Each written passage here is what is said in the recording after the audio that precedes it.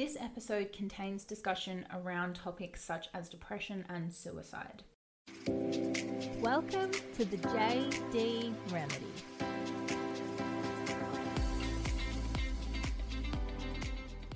What's up, guys? Welcome back to another episode of the JD Remedy. Thank you so much for tuning into another episode this week. I am also filming today's episode as well as a voice record just because I want to get into the habit of it. Obviously, you guys know I have a YouTube channel, so just thought I could put two and two together and get more footage for you guys. Today's episode is going to be a little different, and when I say different, obviously I am very open on my channel with you guys. I talk about real things. I'm very authentic. I'm very raw. But I film when I feel good and I talk about my dark times. However, I haven't wanted to film a podcast or do any videos for a little while. I have been struggling with my depression. I have spoken openly on this podcast about some of my mental health challenges, but for anyone that has dealt with mental health, they know that it is a journey. Sometimes you feel great and other times it hits you like a ton of bricks out of nowhere for no reason, and you just gotta quote unquote get through it. So this episode isn't in any way a woe is me, cry for help. It's just I wanted to fucking talk about it because it's real. It happens to so many people, and I just think it's something that we should be able to openly talk about with no judgment, with an open mind, because everybody's experience is different, and we should be able to get onto whatever platform you use to talk about your life and say, hey, like, I'm struggling. Just the same as we talk about our weight loss journeys or our relationships or, you know, a career path or whatever it is, you should feel open enough to get online and say what's going on. And my platforms have always been that, you know, that role model. Well, I want to be that role model for people where I feel comfortable enough talking about my stuff in hope that you guys will feel okay. And you know that I'm always someone you can come to, but most importantly, it gives you guys the courage to either say, hey, I'm going through something similar, or, you know, we can do it together. Yeah, the last few weeks have been tough for me, and I want to talk about a few things that I noted, but I don't really have a structure for how today's episode's going to go. I just know that I want to talk about it. So here I am. I often see and hear people of influence, you know, they disappear off online for a little while, or they come back and they say, you know, I had to take a break. I wasn't feeling the best. And I, in a way, did that as well, because when you're depressed, for me anyway, again, everyone's different and has different symptoms or experiences, but for me personally, depression just takes it out of me. Like, I feel exhausted all the time, and when I'm at my peak of depression, it's like exhausting to open my mouth to say anything, let alone have the energy to construct a sentence or a thought. So I was like, I want to get on my podcast and talk about it when I'm ready. But then I also was like, why don't we talk about it while you're going through it? And although this episode may be hard to listen to, one, because I'm obviously a lot slower than when I'm feeling at my best, but also this is real. This shit exists, right? And you're not alone for anyone that's going through it. So let's just fucking talk about it. So here I am. No structure, just talking shit, apparently.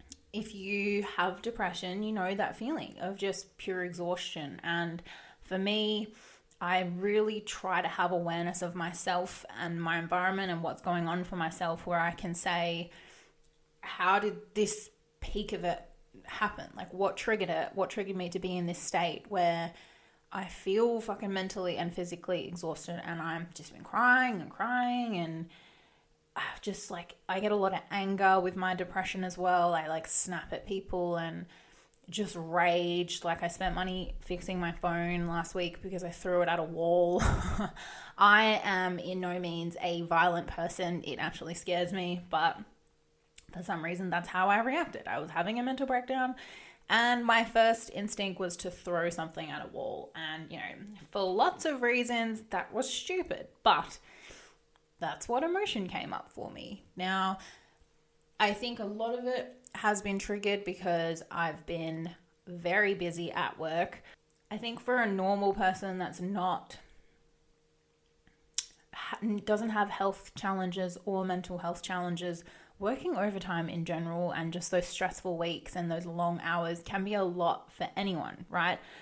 But just speaking from my own personal experience, for someone that already struggles to sleep, to get out of bed in the morning, you guys know what I'm talking about. I heavily I heavily enjoy going to the gym. It's what keeps me going. It keeps me sane.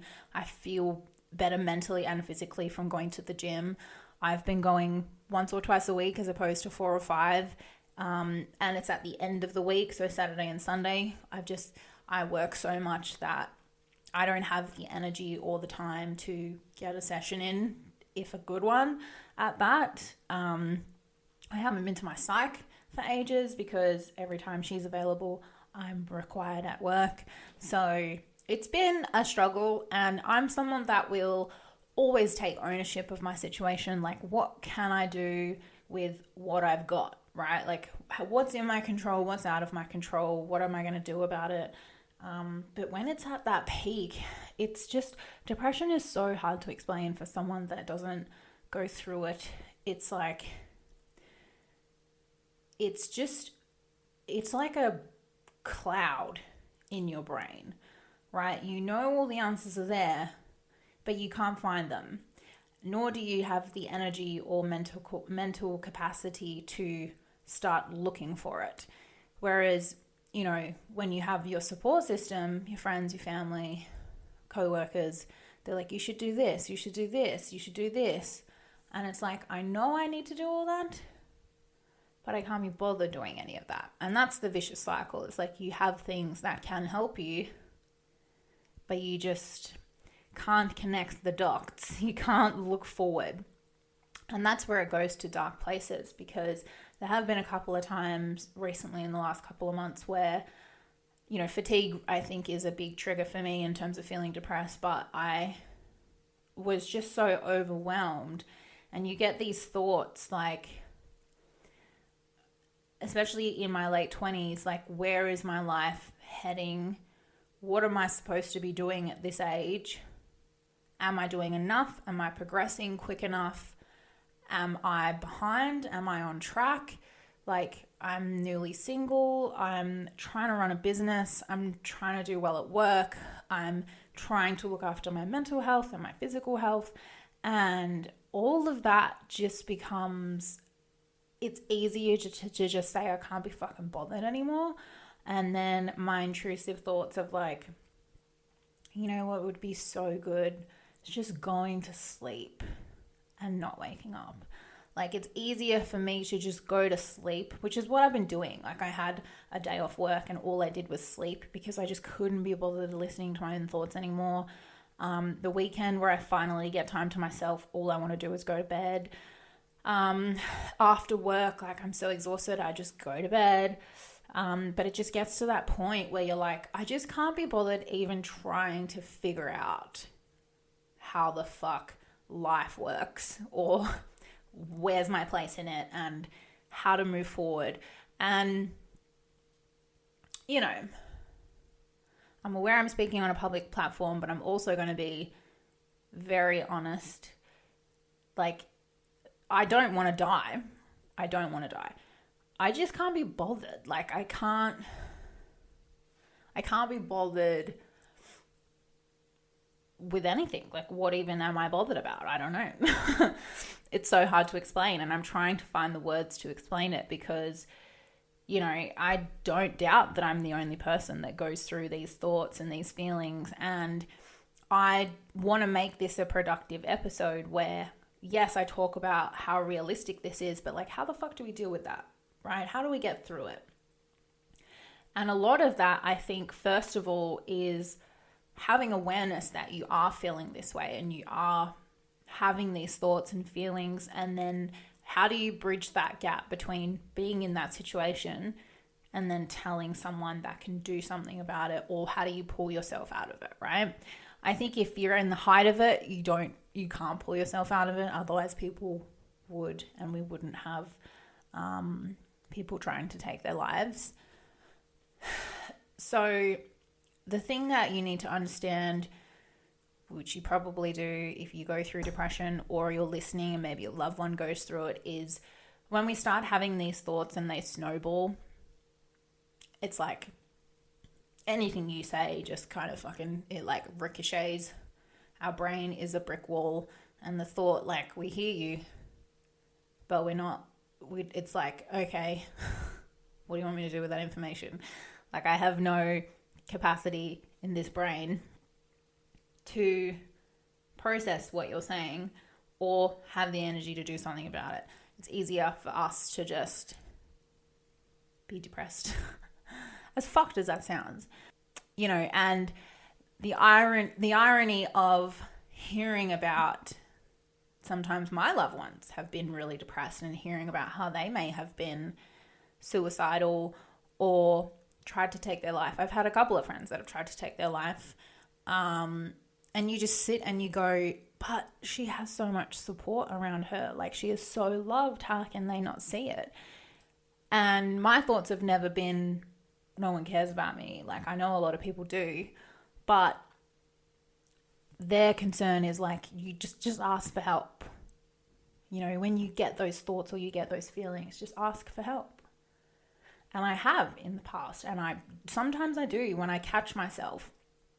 I have no problem saying, hey, I'm having some shit thoughts, I can't be alone, or just having someone text me back saying, are you okay? Like, everything's going to be okay. Like, and they try and call me or whatever the process is. It's different every single time. And I'm fortunate enough to have the communication skills to ask for help, or to have quality people in my life where I trust that I can ask for help, or they maybe know what to do because they're either really close to me or they're in the field of work I'm in. Some people don't have that. But, it's easy for people to say, if you ever get like that, then text me. But the other part of it is, whilst we're going through it, it's like, I know I can ask for help, but like, I don't know what to say. I wouldn't know what to ask for, and I don't know what I would expect back, right? And on the other end of that is like, I don't know what to say either, but it's like, just know that I'm here and people love you and care about you. So as a support system, sometimes, in my opinion, which I think is better, is sitting in silence with someone. Like, I've done that before with people. It's like, hey, I'm here. And then you just sit there and you hold their hand, or you sit next to them. And just, if you're in their surroundings, to me personally, like, that goes such a long way than trying to give someone an answer or trying to like figure it out for them. Because for me personally, I don't have the mental capacity to listen to what you're saying. I think when you're in that moment as well, like, you don't really care. But, I'm just being real. Trying to make sense of my own mental health, as well as trying to give some sort of value from this episode and help. But it's like what I was talking to one of my friends about it, who has tried to take her life before. And I totally understand, like, you don't know what to say, you don't have the energy. So we came up with like almost like a traffic light system, but I think they were emojis, like different emojis. And one might be like, well, you obviously set it with the person when you're in a good place. And it's like, one is just like, hey, not feeling too good, can you talk? Can we talk? One might just be like, hey, I just need a hug. One might be like, can you just come over and like sit with me? One might be like, can you just text me? Like I need to just talk, but I don't want to talk on the phone, because talking on the phone while you're depressed is like so exhausting. And one is like, emergency, get the fuck here now. And I think if you're in that space and you have someone you trust to share those traffic light systems or emojis with, it's a lot easier. It's easier to just send a picture or a color than try to explain where you're at or what you need. Because, you know, sometimes I don't know what I need. I just want the other person to be aware that I'm feeling things, right? Or if you're the support system for them, it could be, you could send them like an orange light, like the traffic light system. Hey, I'm sending you an orange light. Like, hey, I'm not feeling good, but I don't know what I need. I think like bullet points or multiple choice. What do you need? Hug. For me to tell you I love you. For me to come over. Ice cream. Just to be heard. Like whatever it is. And then it's easier for us to just be like, yeah, that option looks good. I'll order a slide of that, please. Yeah, it's tricky. It's exhausting. And I've spoken to people about my schedule at work to, you know, lessen it and trying to get some ideas of how to get through these weeks. And some people's, you know, especially because I'm not going to the gym, their answer is just get up earlier and do it in the morning. And although I appreciate that, because, you know, we all have the same amount of time in the day, for a depressed person to get out of bed at any hour of the day is a challenge, let alone fucking earlier, to have the energy first thing in their day to exercise. Now, I'm not trying to label us as being useless or depressed people can't do anything or anything like that. I'm just trying to acknowledge that it is hard, and people with depression don't function sometimes. Sometimes we're amazing, but sometimes it is hard. And I think because a lot of people don't understand depression, especially if you have never experienced it, I think we're slowly getting there, but there's still so much judgment around, well, you're just sad, like get on with it. Or, you know, just fucking go do this and you'll feel better. Or you still have to get on with it. Like, yes, we do. And that's the hard part, is like, for me personally, I'm not going to speak on behalf of anyone else, but for me personally, it's like trying to live a life with like a quarter of a tank left, right? That's the only metaphor that came to my brain, is like you're on the same lap as everyone else, or that you're running the same race as everyone else, but you've got a quarter of a tank of fuel and everybody's full, right? And yes, everybody goes through their own shit.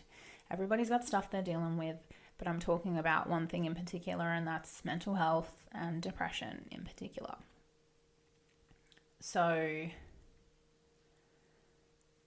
yeah, I can only speak from my experience, but it's been fucking tough. You know, this podcast is about raw shit in real time. And that's what we're doing.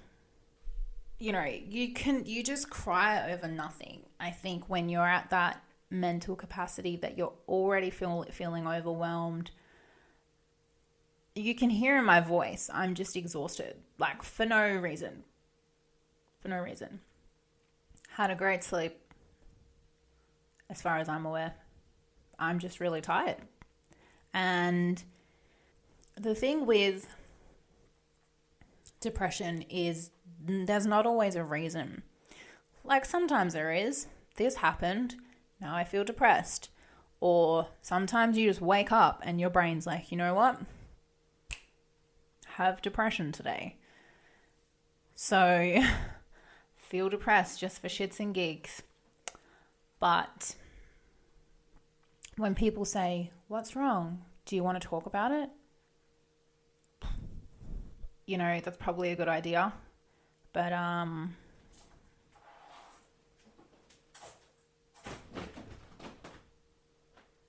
cat's just like Spider-Man in this office. He's like running around climbing walls and shit. It's like, yeah, that's probably a good idea to talk about it, but do I even know what's wrong? Do I even know what to tell you? And that's where that sitting in silence comes in handy, because we're already overwhelmed, we're already exhausted, and I totally love and appreciate that people are like, hey, what's going on? Let me help you, because I'm that person nine times out of 10. Like, it's my job as a coach to do that. But on the other side of it, it's like, don't know. And I've been around enough mentally ill people that aggression is sometimes a response, because you're so frustrated. It's like, one, we almost feel judged, but two, it's like, I know I'm not okay, and I know you want me to be okay, but I don't know how to be okay, and that frustrates me. I don't want to feel like this. I want to feel better. I know I'm capable of more, but I'm struggling to get there. But like, I don't want to feel like this. I want to get there. And I want to. I just don't know how. And then I get frustrated. And feeling in that, like, I've seen people in my family, a couple of people in my family and friends.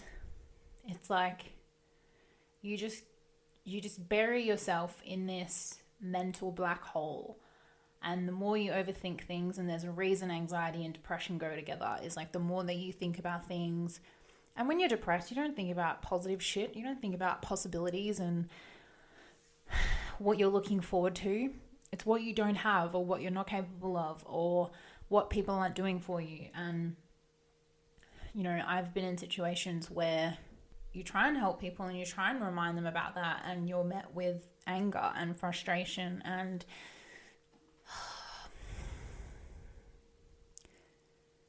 yeah, I don't understand how we will ever completely understand depression. Anxiety is a whole nother topic, but I don't understand how we'll ever comprehend it. But it needs to be something that is spoken about. And the funny thing is, it's not funny, I say that. It's just as like a normal sentence. But the beginning of this, when was it? I think maybe mid last year. I forget that we're in 2022. Last year, I spoke to my doctor because I ran out of my repeats for my medication. And I had a consult, and I said, I want to get off my medication. Like, it was a short-term thing. I want to get off of it. And she said, no. She said, no, I want you to be on it for at least a year. And at the time I had like mixed feelings about that. Like, why is that? Like, I'm going to therapy. I feel good. And she's like, I want you to be on it for a year and then we can talk. And I was like, oh, okay. And lucky, and I'm not saying like medication is the be all and end all, but I am saying like it does help you. I feel like it helps. But then again, like, I feel like this, and it comes and goes. And that's why like mental health it's this whole fucking web of shit, right? It's what support do you have around you? What are you physically and mentally doing to support yourself? Are you talking to the right people professionally and not professionally? And do you have medication to literally alter your brain? Because it's a chemical imbalance. It is. It's like your brain is responsible for how you feel, what you think, what you say. So, of course, medication's going to help put shit back together, right? But yes, 100%, if you're only taking medication and not doing anything else to change your behaviors, the people around you, the toxic shit in your life, your environment, your rituals and routines, not training, meditation, journaling, what are you eating? That's why I say it's a web. Like, it's all everything combined. And I think I've spiraled a little bit because I haven't been going to my psych. I haven't been going to the gym. I'm fucking exhausted. And I'm just wondering if the metaphor of the web was the right thing. But like, as you cut or pick away at those support systems, that web will break, right? Like, and the fucking spider will fall out. The spider will fall out of the web if we keep breaking all of the points of connection, right? So, yeah, I feel in the heat of it, I'm exhausted, I'm emotional. I have had a couple of things happen, not just work, but I've had a couple of things happen in my life and recently, and I've spoken about in previous episodes and with my clients, like that domino effect of your wheel of life. And for me, my advice is always have a look at all of those areas of your life. Where's the one place that needs attention? Because I guarantee you it's not all of them. And I think I spiraled because I looked at my wheel of life and was like, there's quite a few fucking areas on here that are not going well. And then, that's where those overwhelming thoughts of this just isn't gonna be good. I just can't be bothered trying to fix multiple areas at once. And yeah, without going into detail about what's going on in my life, it's exhausting talking about it because, like, as you probably know, like if you yourself have gone through depression or someone else, it's like the spiraling thoughts is what gets you here. Like the more you think about shit, the more you analyze shit, the more depressed you feel.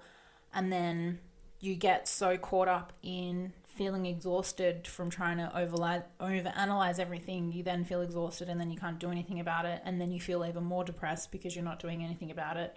And it's a little out of control if you're asking me. I think like the best thing to think is like it is a roller coaster and it does come in waves.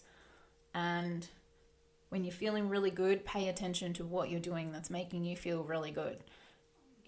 And when I say when you're not feeling good, something has either triggered it or one of those areas in your web just needs a little extra attention to like tighten the web, build it back up. Is it the people you're hanging around with? Is it you don't have a good support system? Are you seeking professional help? Are you training? Are you exercising? Are you eating well? Are you on medication? It's just, are you stressed out? Do you need a break? Do you need a fucking break? Take a week off work and just sleep for the week. That sounds pretty fucking good to me. I'm going to do that after this.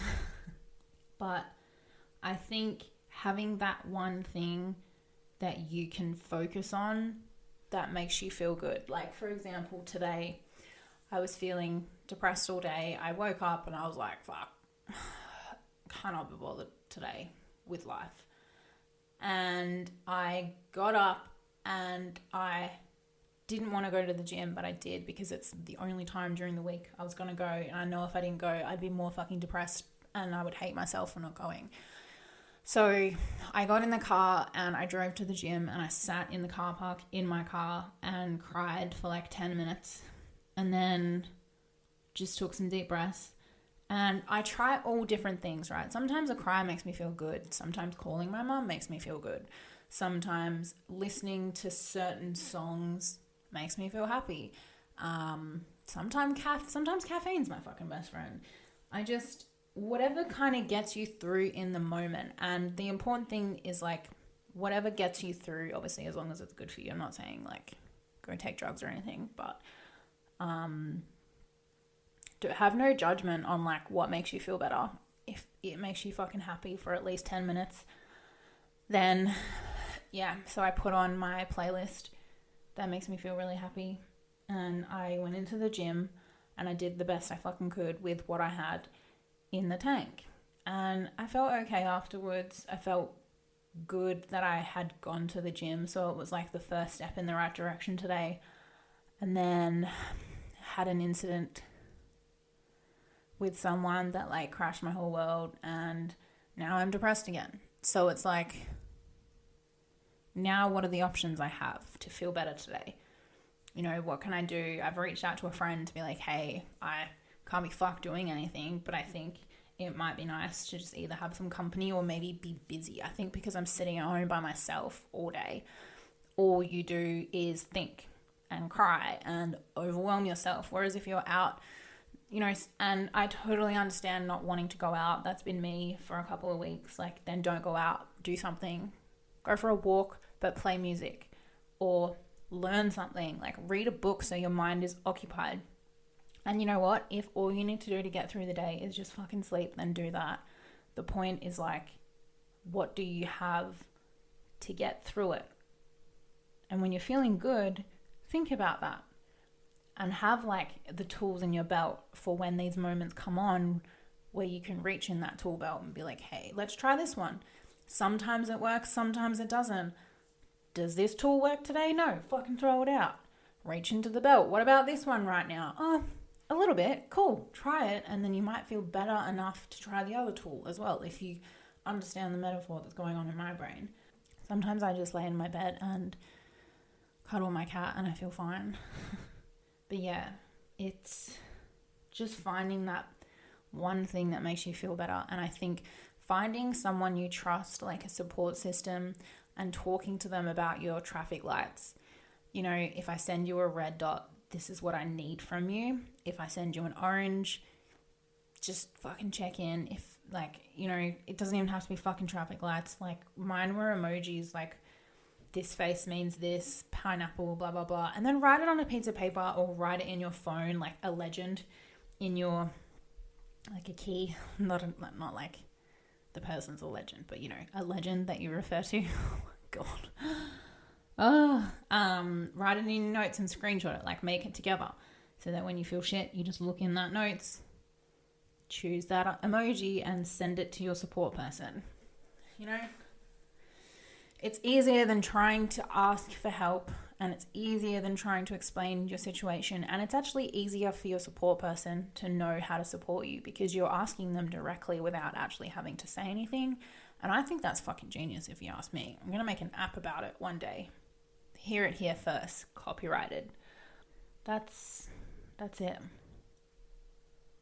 I don't know what the purpose of today was. I just wanted to be real and honest with you guys that I'm not always a fucking rainbow of sunshine and fireworks, although I am for the majority of my life. And you can still be a person of influence like I am. I'm a coach. I help other people with their mental health, with their life, with their confidence and their self-worth. And then I myself can still be going through shit.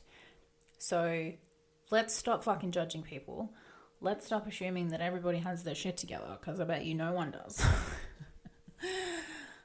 Let's just learn to be gentle with each other and patient. Patience is key. Patience is key with mental health. And, you know, let's not, I know it's hard in the moment, but let's not judge our support systems, because a lot of the time they don't know. They don't understand it. They don't know how to help. They don't know what to say, especially if they've never been through it themselves. So let's all just fucking be gentle with each other is what I wanted to come on and say. Spread the love. But yes, I'm fine. I'm just very tired. But I wanted to talk about it in the heat of the moment when I had the energy to, because it's all well and good that I jump on here and be like, mental health. When I'm feeling good, I just thought maybe it would hit home for a few people. So sending love to everyone. Thank you guys so much for listening. I still get messages from you guys about the episodes, so please continue to do that, especially about today. You know, I'm going to post in my Facebook group, if you listen to this, just about the fucking codes. Like, let's make a legend together. Let's make a code for each other. I'm doing a mental health check-in, right? So if you're listening to this, please message me. Let me know how you're feeling. Let's connect and cry together. No, but in all seriousness, like, we've got this. But thank you so much for listening. If you need to reach out for yourself, or you just want to tune in and say, hey, appreciated today's episode, go to my Instagram, jaydelpup, JAYDEDELPUP. You'll see my link tree there.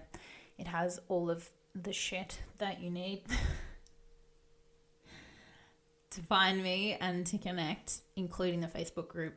for this podcast and support in general. So thank you so much for listening.